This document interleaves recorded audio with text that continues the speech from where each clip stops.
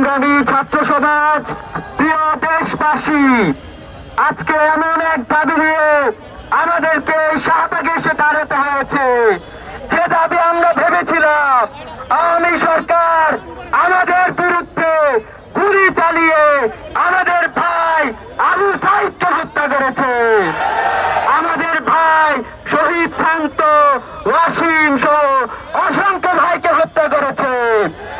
আমরা ভেবেছিলাম অচিরেই এই সকল হত্যাকারী খুনিদের বিচার এই বাংলাদেশে অনুষ্ঠিত হবে, কিন্তু আমরা দুঃখ ভারাক্রান্ত হৃদয়ে আজকের এই সমাবেশে উপস্থিত হতে পেরেছি।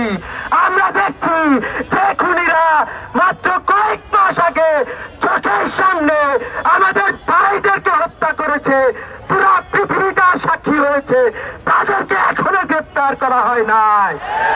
আমরা দেখছি খুনি শেখ হাসিনা, তার কুলাঙ্গার সাঙ্গপাঙ্গরা, ছাত্রলীগ যুবলীগের সন্ত্রাসীরা এখনো আমাদের ভাইদের উপরে গুলি চালিয়ে হত্যা করছে। আমরা বলতে চাই যে আপনারা ভাববেন না যে আমরা দ্বিধা বিভক্ত হয়ে গিয়েছি।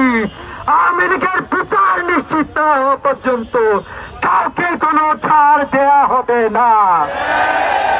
সেই সাথে আমরা এই সরকারের বিরুদ্ধে হুঁশিয়ার উচ্চারণ করতে চাই, আপনারা এখনো খুনিদেরকে পাকড়াও করতে ব্যর্থ হয়েছেন।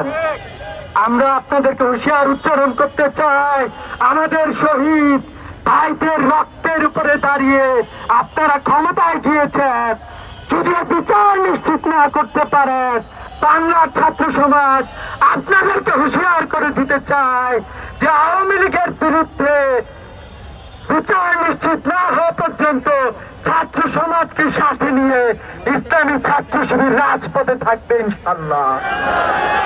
সেই সাথে আমরা বলতে চাই, আমাদের কতিপয় রাজনীতিবিদ যারা যারা ভিনদেশী সরকারের পক্ষে হয়ে ভিনদেশী এজেন্ডা বাস্তবায়ন করার জন্য তারা এই বাংলাদেশকে করদ রাজ্যে পরিণত করার আবারও ষড়যন্ত্র করছে, তাদেরকে হুঁশিয়ার উচ্চারণ করতে চায় যে আওয়ামী লীগকে যেভাবে বাংলার মানুষ বাংলাদেশ থেকে বিতাড়িত করেছে, আপনাদেরকেও বাংলাদেশ থেকে বিতাড়িত করে ছাড়বে ইনশাআল্লাহ।